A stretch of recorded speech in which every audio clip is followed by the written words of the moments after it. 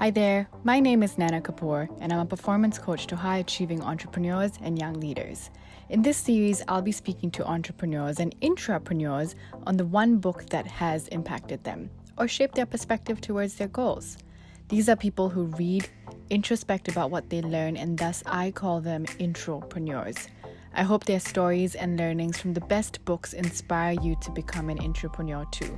Stay tuned for today's episode, and I look forward to hearing your feedback. Hey guys, my guest today is Rahul Daswani. Born and raised in Singapore, he has predominantly been in government-based startups. Rahul's core expertise is in designing and implementing initiatives to build capabilities and culture. His experience over the last 12 years includes founding or being in the early stages of 5 government startups: Open Government Products, Strategy Group in Singapore's Prime Minister's Office, Skills Future Singapore, Utopia's Agricultural Transformation Agency, and Papua New Guinea's Climate Change Development Authority. Wow. He's now the Singapore Country Advisor for the Center for Asia Leadership and teaches adaptive leadership across Southeast Asia, including giving workshops in Singapore, Malaysia, Bangladesh, and the Philippines. Rahul regularly speaks on panels on the future of work, future workforce, enhancing organizational performance, and building capabilities. He's a trained life coach and has coached clients to achieve new insights in areas including career, relationships, resources, and leadership. As an influential part of his organization, he is surely an intrapreneur. In today's episode, we cover topics such as what makes givers rise to the top, how they expand their network, how they work in collaboration with people, how they prevent themselves from burning out and prevent themselves from being stepped over. So stay tuned to hear more about it. Intrapreneurs, I hope you enjoy this episode. Hey, Rahul, how are you? Hey, Nana, I'm great. How are you? Good. I'm so glad to see you. So for those of you who don't know, I've known Rahul for a while. He's based in Singapore. We've been family friends, and I was really excited when he reached out to do this because I've always admired him and the work that he does. So I'm really happy to have you on board. Before we move on and talk about the book and everything, Rahul, if I were to catch you reading a book, okay, just randomly see you at a coffee shop reading a book, what kind of book would it typically be? That's a tough one. I flip between 3 types of books, I would say. So one is stuff that enhances my current perspective, my current knowledge around topics that I'm interested in. So often it'd be about people development, like this book that we're going to discuss, but also other books like 7 Highly Effective Habits, and things that just help with personal development. Currently, I'm thinking a lot about people and culture. So Netflix's book about their culture is something that's on my reading list. So that's one type. The second type is things that give me a new perspective on people who I don't normally know about. Can be a history book, could be something like that. So Chimananda Ngoza, I'm mispronouncing her name, but she writes a lot about Africa and the kind of real stories of people who grow up there and they experience living in Nigeria. And it's part kind of Lagos, which is the wealthy and the elite, but you also see a lot of the different parts of the country. So getting a feel for something different and getting that exposure is something that really interests me. And the third type of book I normally read is science fiction. And I think it's cool to think about or experience what other people imagine our reality could look like in the future. And that gives us a glimpse of what people's hopes and dreams are. And I think today we focus so much more on fears and being afraid and making choices based on that, as opposed to inspiration. And science fiction is really a place you can go where somebody has the freedom to create something. And that's really insightful in terms of the kind of societies that we could be like. And so I read the 3-Body Problem recently, and it's just fantastic in terms of how you can conceive of what society might look like in the future. Yeah. Nice. That's a very wide range of different kinds of books. That's super awesome. Great. Now let's dive into the book that you've picked, right? So for those of you who have not read this, Adam Grant's Give and Take. Let me give you a quick summary. For generations, we focused on individual drivers of success: passion, hard work, talent, luck. But in today's dramatically reconfigured world, success is increasingly dependent on how we interact with people. In Give and Take, Adam Grant's an award-winning researcher and Wharton's highest-rated professor. He examines the surprising forces that shape why some people rise to the top of the ladder while others sink and crash to the bottom. He does this through loads of studies that have been done in the professional world. According to the book, there are 3 reciprocity styles in people. We'll be going through these a lot more during the podcast, but let me give you a quick summary of the 3 styles, right? So there's takers who take more than they give. They put their own interest ahead of others. They like to self-promote, give credit to themselves. There's givers who give more than they take. They focus on acting on the interest of others, such as helping people, providing mentorship, giving credit or sharing credit, making connections, and they contribute whenever they can, right? Without even keeping score, like in friendships or even in marriage. Then you have the matchers who operate out of fairness. When they help others, they protect themselves by seeking reciprocity. I help you if you help me. If you help me, I'll help you. Sounds pretty fair. According to Adam Grant's research, givers tend to sink to the bottom of the success ladder. They make others better off by sacrificing their own success in the process. Across all occupations, through studies, they've found to be too caring, too trusting, too willing to sacrifice their own interests to benefit others. But surprisingly, the most successful people are givers too. It takes time for givers to build goodwill and trust, but eventually they establish reputations and relationships that enhance their successes, and it's way more sustainable in the long run. So when Rahul filled out the details and told me that he wanted to do this book, he also said that I received so many seemingly serendipitous benefits in life from giving. And that was my first time hearing about the book. So I was inevitably very curious to know about what he was talking about. And I can confidently say now that this book has for sure shaped the way I will be interacting with others. Right? So Rahul, firstly, let me ask you, there's 3 reciprocity styles. What do you think is your primary operating style? And it's a bit of a biased question because I don't know if people can judge themselves and say I'm a giver, a matcher, or a taker, right? But what do you think you are? I'm pretty clearly a giver because I grew up in an environment where people were givers and the people in my family would always give first. And it became very natural for me to also then adopt that style. I think what was really helpful about the book is to elucidate on talking about different types of givers and different strategies to use to help you basically grow and gain from giving and think about it in a more structured, strategic way, as opposed to the kind of outcome that you described earlier, where you could just fall to the bottom if you sacrifice your goals. Mm-hmm. Mm-hmm. And we're definitely going to be talking more about how to overcome that, right? Are you, because you're obviously quite mature in the workplace and you've climbed up the corporate ladder, do you think you're in a position where you're able to tell or recognize who falls in which bucket? Are you able to do that? Yeah, so I think that's a function of how many people you interact with and how much you try this out, right? You test this out and you validate this, more than a function of direct time spent in the workforce. So the short answer is, yeah, I think so. I mean, I don't have a perfect formula, but some of the things that I do to figure it out is I usually ask people almost always why are you doing this? Or why should I do this? If you're asking me for a favor, like why? What is it? And if it's just like to get me ahead, then that kind of exposes somebody as potentially kind of a taker thing. And somebody might say, well, I did you this favor, and that's clearly a kind of matcher philosophy, saying, I did you in the past, you can do me this favor. But there are also people who are like, hey, if you do this thing, actually it make the world much better in this particular way. And I think when you see that people are trying to use you to help scale something, that's when I'm like, okay, like that's useful information that you're really thinking about a kind of social good and public good. And these kind of causes are things that make me want to invest my time or my resources into things that make sense. So that's kind of how I tell. Yeah. And in the book also, they mentioned that for takers, it can be quite obvious because even if you're working in a team, you tend to say a lot of I, me, myself, right? So that's like a very quick indication that this guy is only thinking about himself.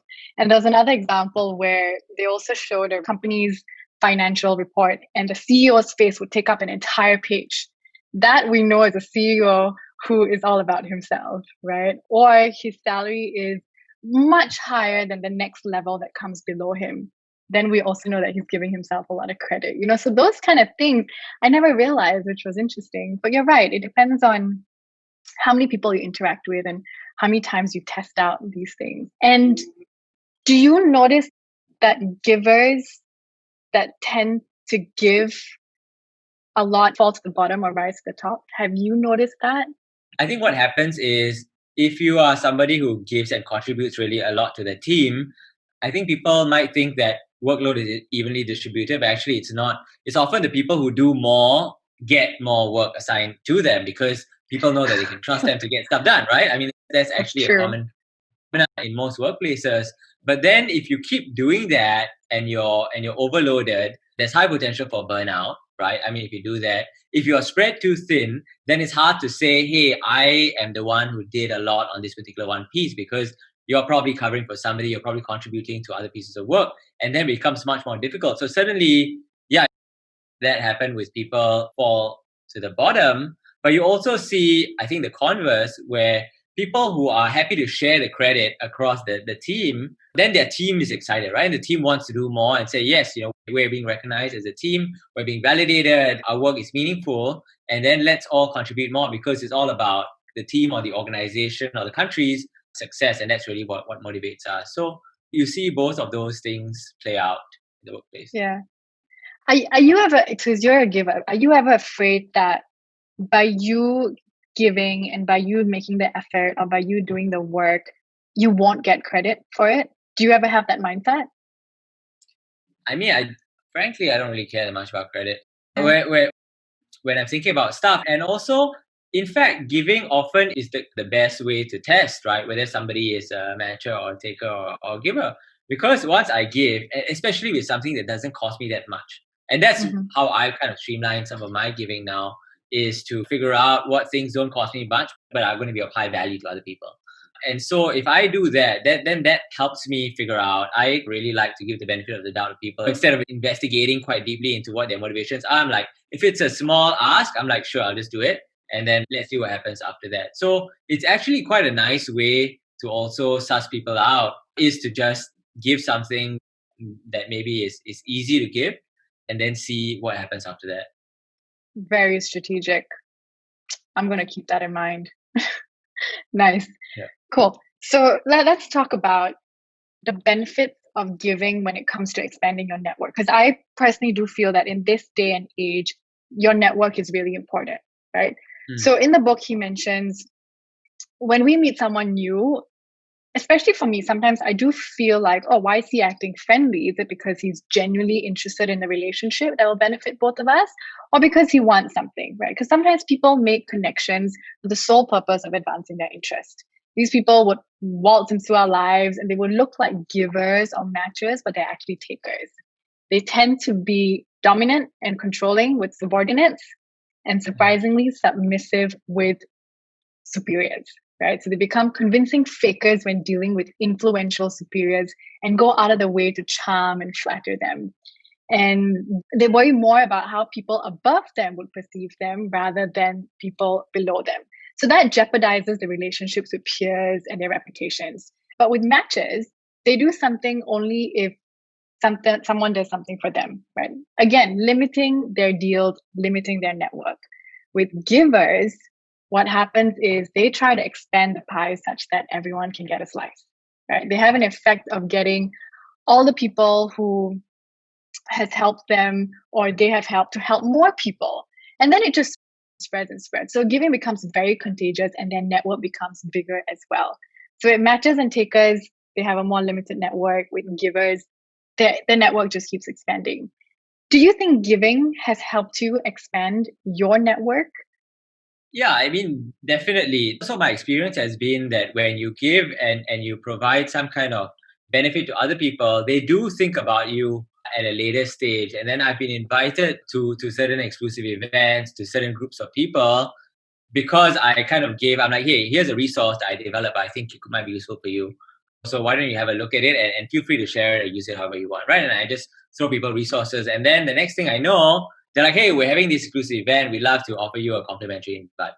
So I think that happens in terms of expansion of network, right? Because then I end up in this chief HR officer function. Even though I'm new to this discipline, I met some people who are the organizers and I'm like, hey, here's some resources. Happy to converse with you more to talk about how government works and how my outfit as an innovative arm works. And then they're like, hey, whenever they have these big events, they lure me in, right? So I think that's That's the benefits in terms of networks. But I think we can also talk about benefits that I've received personally beyond just the idea of expansion of networks. And I think three stories will best illustrate this, right? To see how the benefit works. So the first is actually how I got my current job. And I'm head of people and culture at open government products. And I've never had an HR role before this. Not as my primary role, certainly. I've been in strategy mostly, but I just care about this topic a lot. And so about 6 years ago, I had a friend from high school, and he was coming in town to visit, and he's like, let me just gather a bunch of people. I don't have much time. To One Altitude, a rooftop bar in Singapore, and let's meet up there for drinks. And at that party, I met a guy who's pretty young, who was actually still in university, but trying to navigate the civil service. And he was on the public service leadership program, which I was a part of. And I had to spend a lot of time figuring out, it's quite opaque, right? Like how it works and what the rules are. And nobody really tells you stuff. And I invest a lot of time figuring it out. So because I figured it out and figured out what it means to system navigate, how to optimize my path. And this guy was like, fresh, barely trying to figure out where to land after a scholarship, had preferences, but didn't know how the system could accommodate that. And I'm like, hey, let's sit down for a coffee. I've already spent all this time figuring out the system. So let me just tell you what it's like. So not a huge investment of my time, because I'd already done all the legwork for myself. I'm like, let me tell you how to navigate the system in such a way that you get what's best for you. He ended up, as a result of this conversation, and of course his own efforts also following up on it, doing software engineering, which is not common for people in leadership because you normally do policy roles. So he ended up in this position, super happy because he got to do programming, which is what he loves. He was a software engineer. And this was 5-6 years ago that we started this relationship. And every time I would meet up with him when he moved back to Singapore, we would meet up like once every 2-3 months. I would tell him what I've been up to, the fact that I'm interested in people, but I don't feel like a lot of organizations are. And that was sad, right? And I was doing stuff that I could about it, but my role is limited. It turns out that their organization, Open Government Products, which is the experimental, decided that they wanted to reimagine how people development is done in government. I didn't know about this. The job wasn't even advertised yet. And before the job was advertised, he told his colleagues who were hiring, he's like, hey, you should talk to Rahul about this because he'd be a great fit for this. And I never expected any of this, right? I didn't expect that I would move into this space. I didn't realize this space mattered as much as it did until several years later to me. And it's cool that he thought of me because we've been in touch and because of this relationship that resulted in me finding this is the most perfect job I could have even dreamed up. If I had to dream up a job, this would be it. And so it's been wonderful. And I never expected any of this to happen. But it's really one of I think, a great story to illustrate how giving without any expectations. I mean, this guy is 6, 7, 10 years my junior. I'm not expecting him to come through and support me in my development, but things are serendipitous in the world. To gloss over 2 stories much more quickly, the other one is actually I met my wife as a result of giving somebody advice. So there's an acquaintance, and I know her reputation. When I've interacted with her, she's always always offer like, hey, can I support you anyway? So I know that she's a giver, right? And she says, hey, my sister is moving from an investment bank in New York, and she's thinking about moving to Singapore. She wants to do consulting. I know you're at McKinsey. Can you talk to her? And that's another way I love to figure out stuff is referrals. If you have referrals from a giver, almost always it's a good decision to invest time in terms of the choice, and somebody's more likely to be a giver. So she's like, can you talk to my sister? And I was like, okay, sure, I'll talk to your sister. I have a phone call with your sister. Sister ends up being using a lot of this powerless language stuff that Adam Grant also talks about. And then that opens me up to be able to share more. Party is where I meet my wife. So it's cool. That experience allowed me to end up meeting my wife. And the final quick story is my former intern, who I kept in touch with, and I support them not just with building capabilities, but with a network of people around the public service, and they really appreciate that. And year after year, I'm like, hey, let me have like all my former interns kind of meet up and see you guys are all about the same age. Why don't you convene and talk about stuff that makes sense? And so one of my former interns actually remembered me when she moved on from the Ministry of Home Affairs and said, hey, I'm actually doing this master's degree and I want to write a thesis on organizational development. Can I work with you, or can you be my thesis advisor to scope something that is useful for you? And that provided an opportunity to independently, externally validate a lot of the stuff that we're working on in a way that's really helpful for my organization to demonstrate value, and also at the same time really helpful for her. So it's kind of this win-win situation. So it's really quite nice because I benefited. She did the work this time, and I benefited from having this analysis to draw from and cite as an example of why the model that we're developing actually makes a lot of sense. So yeah, it's been really cool to to see these come to fruition. Often it's like the time scale is like years, right? Before you actually see some of the benefits, I'm sure, are indirect and I didn't realize as a consequence of giving. But these are the ones that I can see. And it's nice. It's just great because there isn't the expectation. And then when it happens, it's wonderful. Yeah, I think that's really important. Givers go in helping people without an expectation that they want something in return. But yet they do get something in return in the years or months to come, right? It's that mindset of going in saying, let me just help this guy because I already have this information. It's relatively easy for me to help him. And then we'll see what comes, right? And I strongly believe in that. And, there are a lot of people that I've worked with or people that I've mentored before they leave a job. They always ask me, how should I leave this job? In what way should I speak to my boss? And I was like, whatever you do not burn any bridges. Whatever you do, try and ask him as much as possible, how can I help you make this transition out smoother? What can I help you with? And not with the mindset of, wanting something in return, but the mindset of you never know when you might meet this guy again. You never know where you might need his help. You never know if you're going to join this company again. You never know if you're going to need a referral in the future from him. Just be as warm and polite as possible to even the people who you're parting ways with, because you just never know. I strongly believe in that. Now, speaking of that, and you gave an example as well. Your third example was about how you collaborated with someone. So I want to talk a bit more about how givers rise with collaboration, right? Givers work in a way where they contribute to their own success and the success of people around them, right? They even take out tasks that are not necessarily in their own interest. They could even be the dirty work. Givers tend to do that as well sometimes. Now, takers believe that if they depend too much on others, they're going to be outdone. Givers reject the notion that interdependence is weak. They think that's where the strength lies, right? So a NASA space shuttle, and this was an example given in the book, a NASA space shuttle commander who has flown more than 400 orbits around the Earth says, expedition behavior is such that you're selfless, generous, and putting the team ahead of yourself. It is what helps you succeed in space more than anything else, right? And it's not a zero-sum game, because when you give, you're going to gain more in response. So the more you contribute to the success of your team, the more success there is for everyone to share. When givers volunteer for unpopular tasks, they work long hours to achieve high collective standards and to help others. It rubs off on each other. And by doing the tasks that not everyone wants to do, takers don't feel like it's competition. And matches feel like they owe you, right? So that's what the book says as well. How have you managed to be a giver when it comes to collaborating with people? How have you done that? How has that helped with the betterment of your team or your company or your life? Do you have any examples around that? Or what is your opinion around that? Yeah, I think that's a slightly tricky one, right? Because you want to give, and if you do these types of tasks that nobody wants to do, which are often called glue work, actually, there's a term for it, and there's some really good presentations about glue work, which is the work that holds the team together, the organization together, organizing when happy hour is, or for people's birthdays, or, there are lots of stuff, right? Figuring out what the resources are for learning, for example, that makes sense for different people with different job types to learn. I mean, there's lots of examples of this kind of work that you're speaking about, the glue work that actually people don't naturally get rewarded for, right? And so, yeah, while you might be seen by the takers and matches in positive light, I think you also have to think about what makes sense for you and your development and your own goals, right? And I think the best way is if you're able to, in some way, quantify, measure, or at least get on the table that this is part of your job, this is part of your work, and this is part of the impact that you're achieving.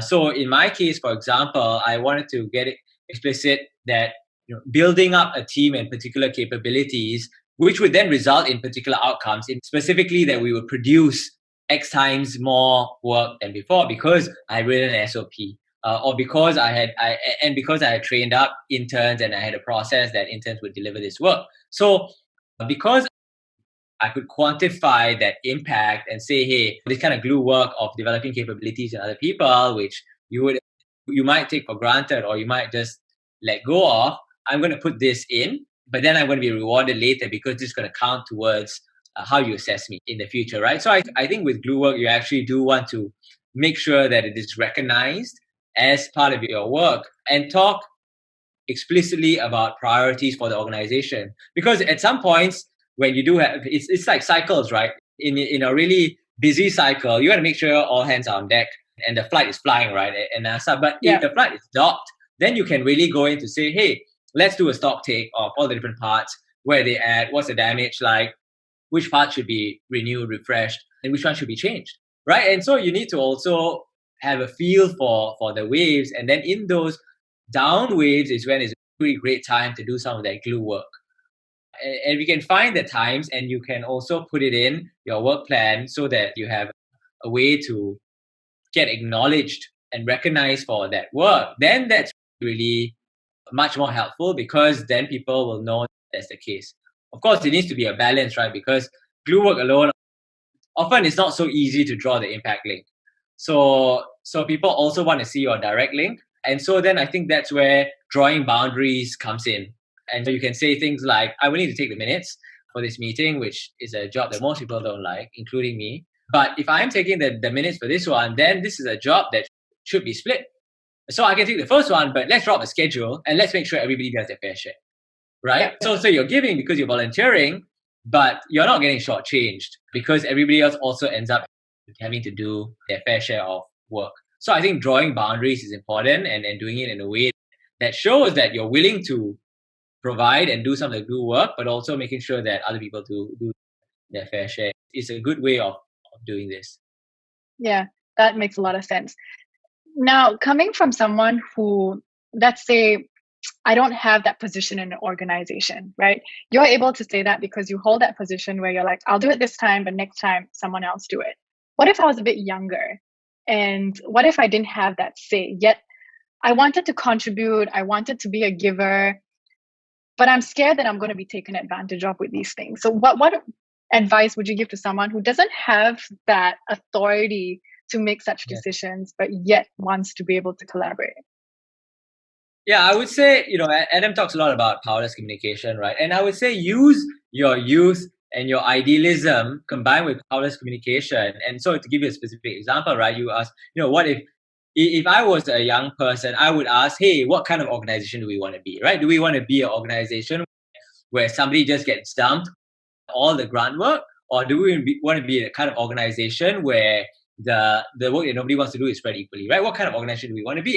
And because you're young, you don't have to posit an answer, right? You can say, hey, what do we want as an organization? Yeah. You can facilitate the discussion and get people to decide this, because I think the answer is going to be pretty clear. If you ask the question and say, and then you can ask, maybe we'll be an organization where people do the kind of work that they want to do. Okay, great. So who wants to do this work? Or what happens to the work that nobody wants to do? And you use your youth, and because you're young, people don't expect you to know how things work or how the organization works, right? So you can actually ask some fundamental questions that maybe people in more senior positions cannot.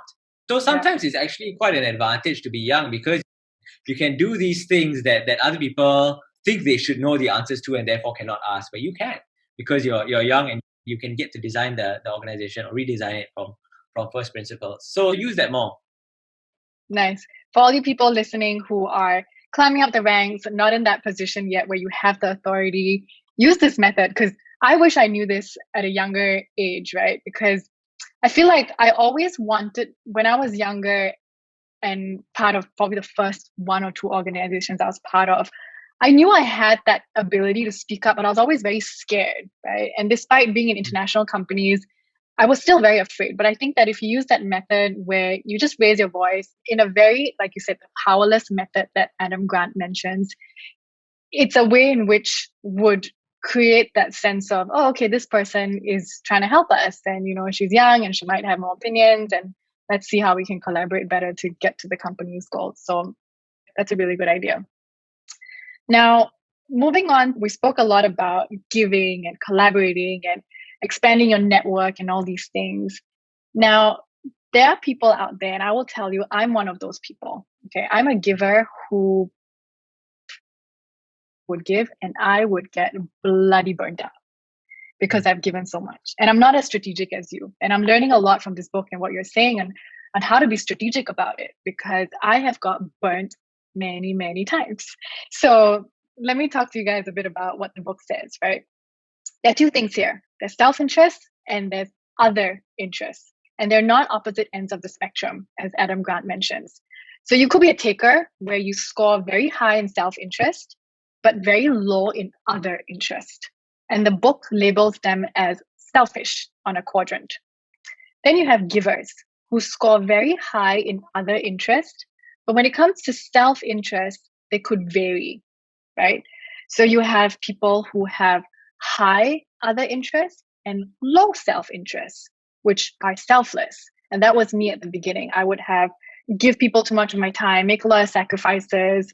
I would be very uncomfortable receiving support because I wanted to be the helper.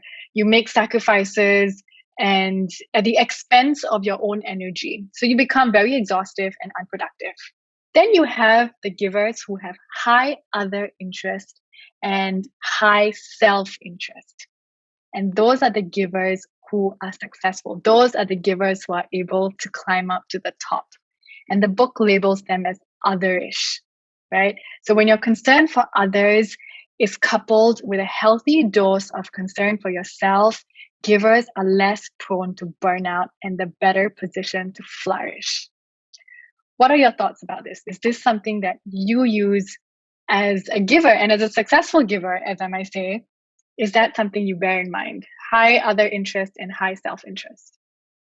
Yeah, absolutely. And I think the way to think about this, or at least the way that and like you, it's about learning, right? And learning how to protect my own time, learning how to figure out how my own interests can align with the opportunities I have to give to get this more concrete, right? What are the specific things that I do? So one is certainly I modify how I give to be easier for me, as easy as possible, right? And so now that I've done a bunch of like podcasts and videos in COVID, which has been great for that, and resources and articles that I've produced, if somebody asks me a question that I've answered before, I almost always am like, here's the link to what I've said about this. Go read this, and you have specific questions, or listen to this, and you have specific questions, then I'm happy to discuss this after you've listened to my podcast, right? Because I've already answered them. I'm not going to, repeat myself again. Right. And also when people ask for support and like, hey, can you link me up with some people because any new job and I'm interested in this space? I'm like, sure, I'm more than happy to support you. Why don't you go through my LinkedIn contacts and tell me who are the top 3 people I should introduce you to, why it makes sense, and write me an email that I can just press forward, minor edit, so it'll take me 5 minutes and introduce. So you know what? 90% of the people don't write back to me after that.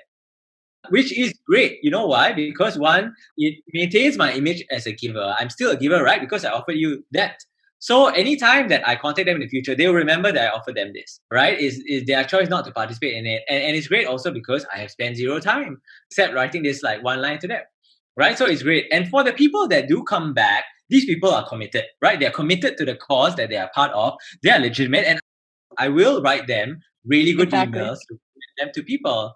And it's really helpful for me to be able to prioritize and focus my time. I spend way less time than this way making introductions than I would if I offered everybody that, right? So it is about how do you manage that alignment of what's easy for me and what has high value for people, because these introductions do have high value for people, right? And then I think the second thing is certainly this idea of chunking rather than sprinkling that Adam talks about in his book. And the idea is you give one shot. I mean, you give a lot at once, as opposed to a whole week where you spread out 1 hour per day. If you do 5 hours per day, you actually feel much better and you feel much more energized about the giving, right? And he goes further to say, actually, when you volunteer, the people who actually really feel the benefit are people who volunteer 100 hours, between 100 hours to 800 hours a year. And if you do more than that, you burn out. And if you do less than that, you don't quite feel the impact.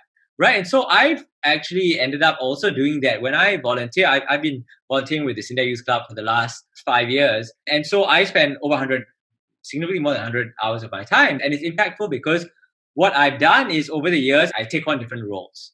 Right. And so, for example, now I'm like, hey, I want to figure out how to best develop people and manage them and build up their capabilities in new ways. Right. So I'm not their direct boss, right? Because I have a full-time job and I'm a volunteer, but I can still build their capabilities and invest heavily in them, Now, what's a new way of working with people between a volunteer and a full-time staff that allows them to grow and be happy? I mean, it's also in the interest of the organization and my interest, because if they say and they have the institutional knowledge and they have the capacity, it's going to be very easy for me as a volunteer to then contribute to the organization. It's going to suck if I have to retrain people. So it's actually in my interest. Right.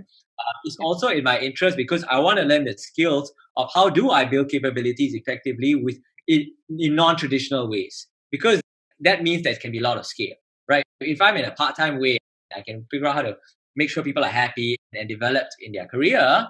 Well, actually, this is going to be a great model for doing a lot of stuff with a lot of organizations. So it's in my interest to build this model, and I scoped this role for myself. This wasn't a role that like existed. I'm like, hey, I want to do this. I think it makes sense. Let's agree as a club that I will take this piece of developing and making sure that the secretariat or the full-time staff work well with the volunteers. And I'll spend my time and energy on this. This is an example of otherish where I'm developing my own skills and I want to develop these particular skills. I also know it's going to be great for the organization, all the people associated with it. So let me scope this in such a way that it's great. When I give, I'm actually getting a lot. And it's the same with coaching, actually. I coach a couple of people at work. And it's great because the coaching will help them and therefore help my organization at work. But also it's a chance for me to practice and get better at coaching, which is something that I want and I find it hard to have time for. So I think, scoping things in this way has been really cool because it allows me to get rejuvenated, get re-energized and build my own capabilities, even as I'm contributing to other people and organizations that I'm a part of. So structuring it differently really helpful. It's been really helpful. Yeah. I'm just thinking as well. Do you think that you were this structured with giving 5 years ago when you started volunteering? Was that there? No, I wasn't. Probably not. Did that exhaust you at the beginning? I guess yes. I would say I would put it this way. I didn't have as much energy. I mean, it's a different way of saying yes, but I didn't have as much energy. I wouldn't do as much for the club just because I found it, oh man, I have to do this. I find it kind of like a duty and obligation that I've taken on this stream of work. And so I'm going to do this, but I'm not going to go more than that, Whereas now I am motivated to do more and give it different ways. So yes, actually that's a good reflection point that I was and I did much less. Yeah. And what hit me is that you're not obligated to do it, right? As a giver, you don't feel obligated. You are motivated to do it because you're also getting a lot in return. You're helping others at the same time you yourself are benefiting, right? So that's in no way being selfish. That is in really trying to better the entire society, right? So I really like that because this book kind of woke me up when I read about that. Because I really got burnt out by just giving time. And you know how you spoke about the sprinkling and the chunking? I think that the book also mentions how when you give your time, you give it at a time where you want to give your time, not just when you feel forced to give your time, right? So when you spend a weekend, it's a weekend that you're relatively free or you can afford to give that time. Then it's a bit more refreshing rather than you forcing, those 5 hours on a weekend where you're super busy. What's the point then, right? So when you are able to chunk your hours or when you're able to figure out ways that it benefits you as opposed to just benefiting others, these are all ways in which you can prevent burnout. I definitely learned a lot from that aspect of the book because I was like, man, I've been burnt a lot. Speaking about that as well, there are people who become burnt out and there are people who also become a doormat, and people who step over them to try and get whatever they need, right? So let's talk a bit about that. Being a doormat is the giver's worst nightmare, right? And how can they overcome this such that they have a high concern for self as well as high concern for others? Successful givers like yourself, you are able to manipulate it such that you can protect yourself. So the book talks about two kinds of people in social settings. You have agreeable people. They're very cooperative, very polite. They're very warm, very nice, very welcoming. Then you have disagreeable people, very competitive, very critical, very tough, very challenging, right? And we tend to stereotype agreeable people as givers and disagreeable people as takers. But giving and taking is based on our motives and values and the choices we make, regardless whether we're agreeable or disagreeable. For example, you could be, really tough boss, but the next day you're coaching someone to try and get them to be better. So you have disagreeable givers, like the boss that I was talking about, very rough on the outside. And you have agreeable takers.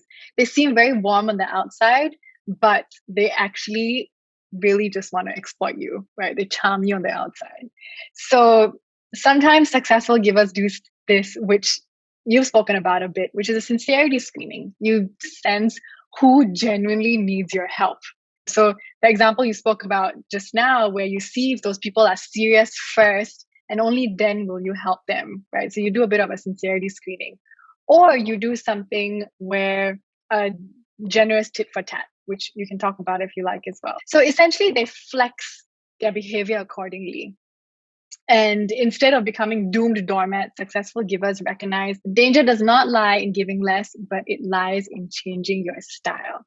So let's talk a little bit about that, right? You have sincerity screening where you screen people, and you've spoken about that. Then you also have where you're changing your style a little bit and becoming a matcher, or you think about a generous tit for tat, or whatever it is that the book mentions. What do you want to talk about? Which one is a way in which you use such that you prevent yourself from being a doormat? Yeah, so I think generous tit for tat is a great one, and I do use that too. And that's a way to really help you avoid being burnt by the same individual. Because the way generous tit for tat works is basically you are a giver first, you give the benefit of the doubt. And that's what I do. I try as far as possible to give the benefit of the doubt. If somebody asks me a favor and it's going to take up less than 5 minutes of the time, I love Adam Rifkin's kind of 5-minute stuff in the book where it's like, hey, if something's going to take me less than 5 minutes, I'll do it. Right? Because that's just much faster than asking for motivation and trying to figure out stuff. Like, let me just do it.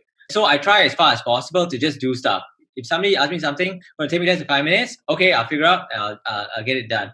But then if this person, the same person, keeps asking me for stuff and I see no evidence that it is in the larger interest of public good of me providing that favor, then I'm like, wait a minute, right? Like, does this make sense for me, especially if it's repeated? And if it's going to start taking up more of my time, then I'm quite hesitant, right? So I think that's where generous tit for tat is, means you start with a giver, but then quite quickly you move to a matcher kind of stuff.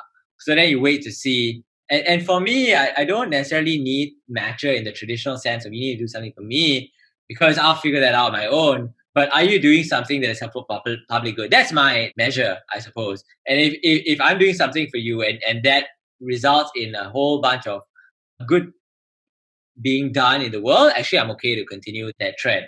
But if it's something that I don't see any particular positive outcome, then I'm not so sure, right? So I think you need to look out for that. And so that's quite a good way to screen to get a sense of, after the last time we spoke and this happened, what exactly transpired. I think a lot of this is about having difficult conversations with people.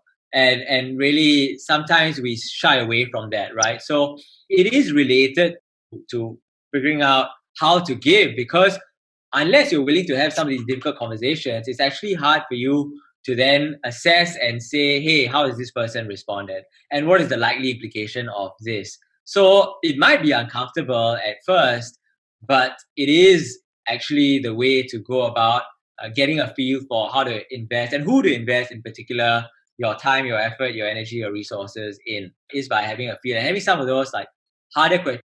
It shouldn't be a hard question because I did you a favor. So of course I have, in a way, a right to ask you, right? But some people feel embarrassed to ask, hey, what happened? And kind of treat, in this day and age also, you watch people, they might interact with you in different platforms, right? So maybe there's a hung conversation that never ended on Facebook Messenger, and then somebody writes you an email, right? And then you're like, hey, wait a minute. Because if you do remember, you shouldn't let somebody get away with something like that.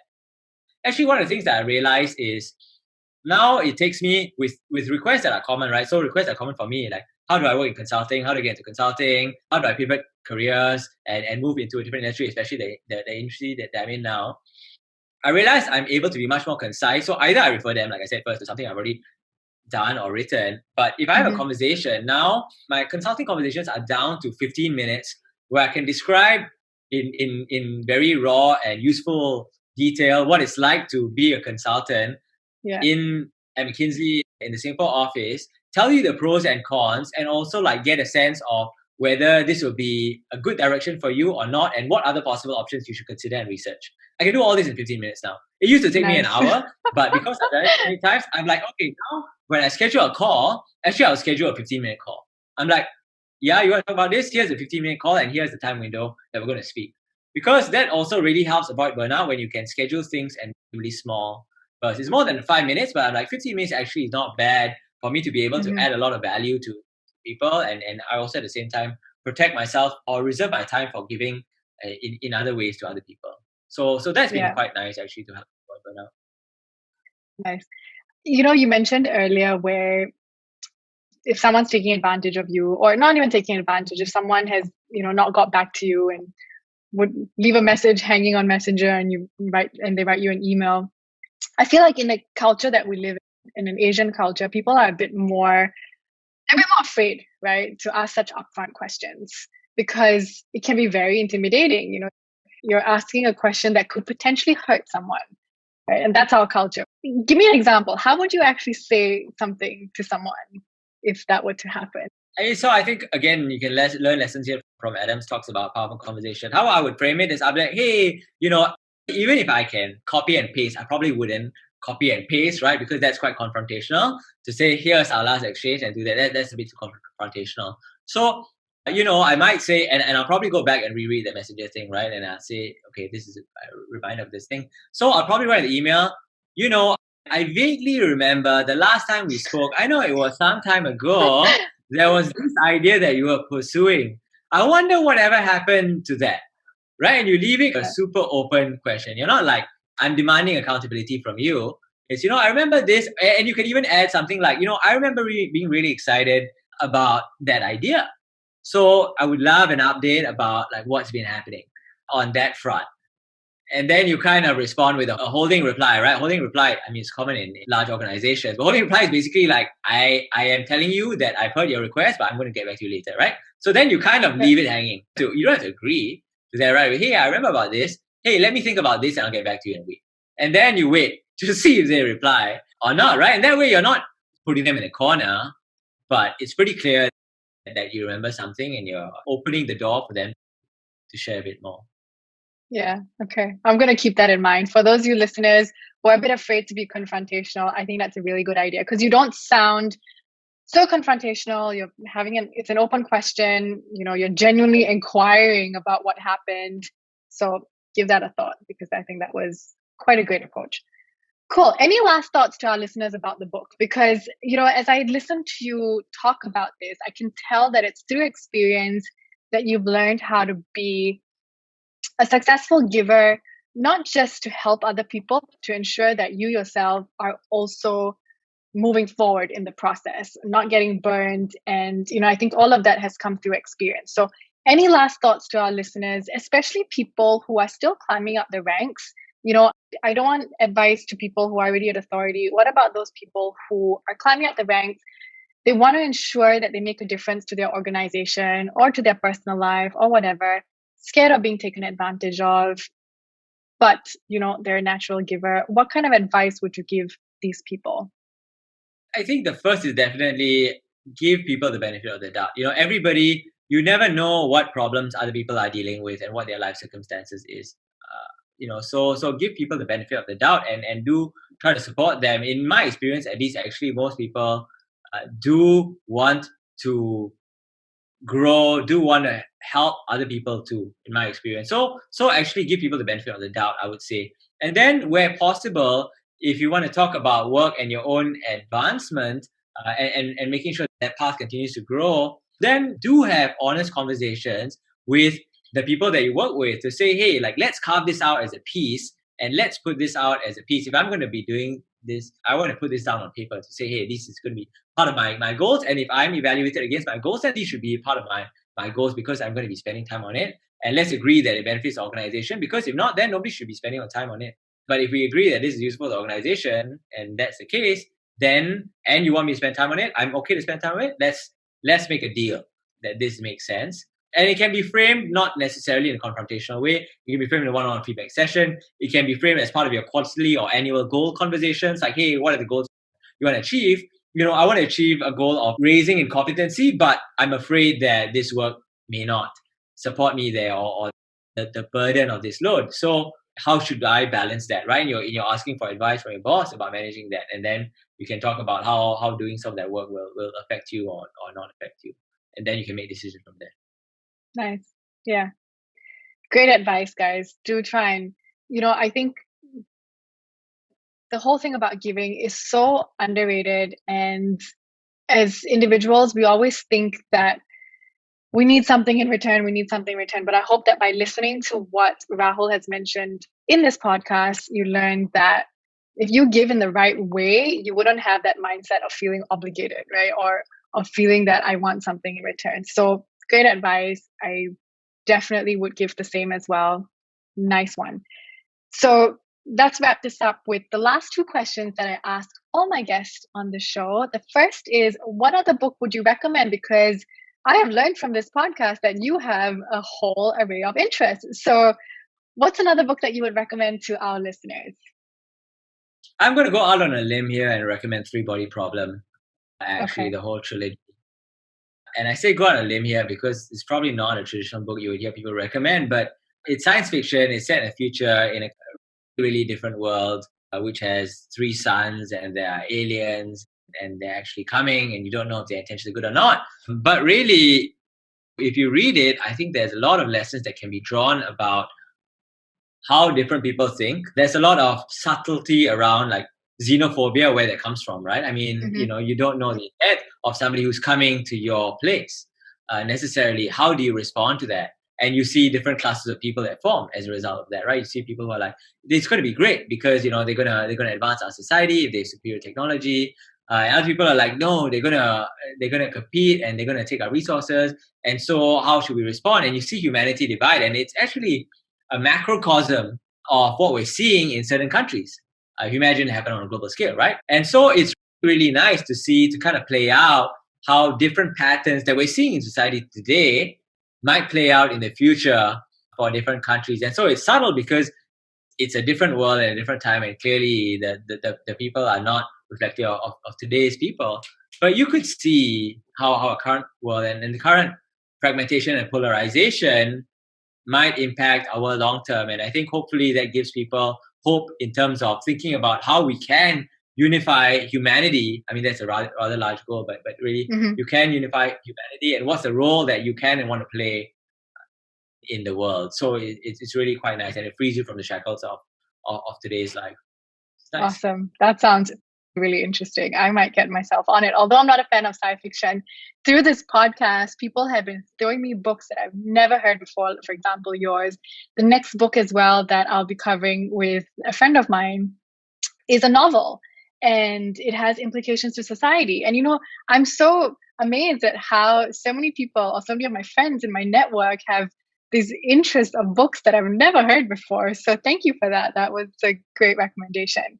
Now, the very last question that I ask all my guests, because this is a podcast where we want to help people who are high achievers to continuously move forward, right?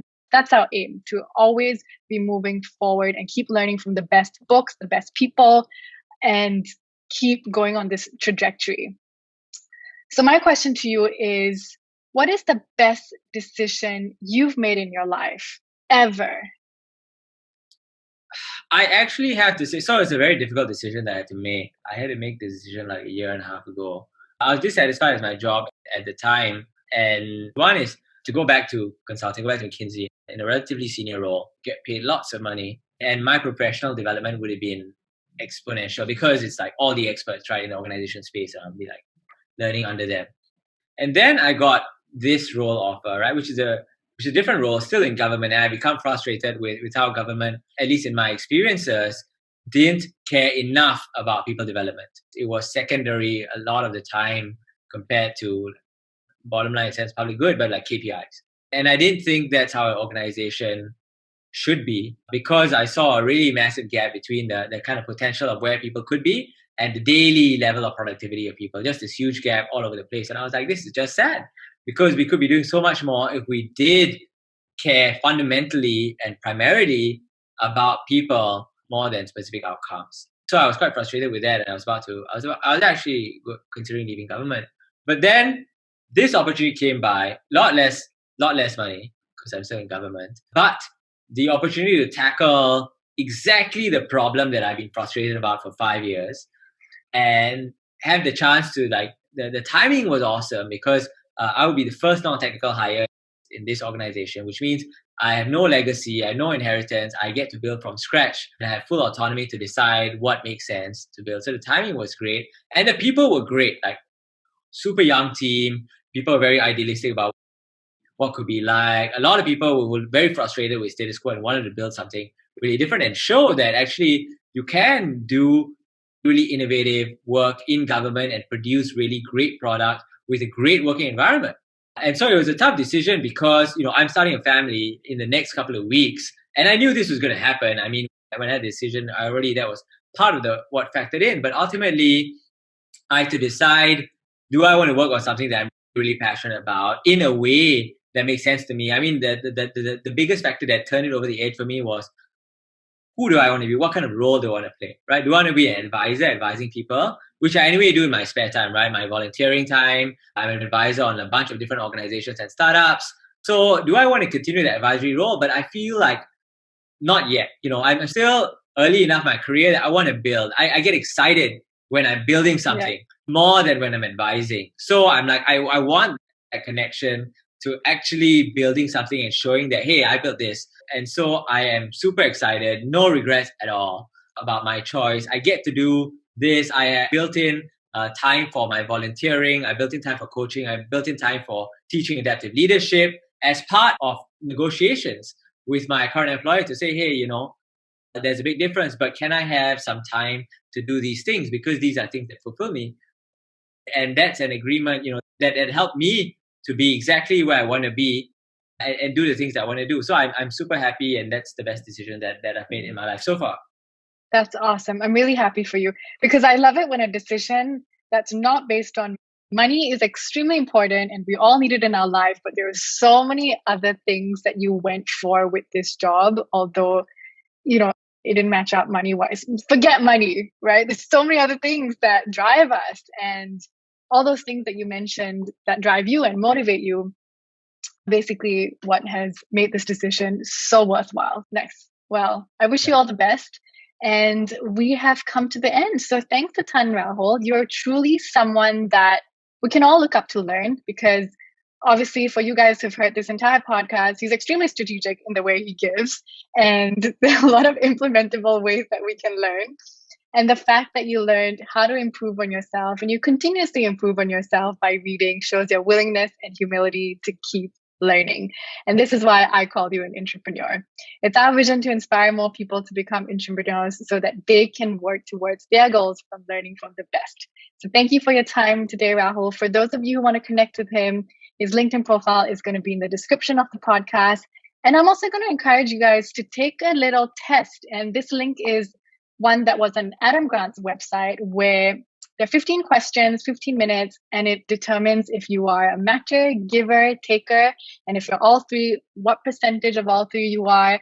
I've done that test. I'm going to put it up on LinkedIn and add the link in the description as well. So thank you. It's a wrap. I hope you enjoyed this. Take care and see you soon. Thanks so much, Rahul. Thanks. See you, Nana. See ya.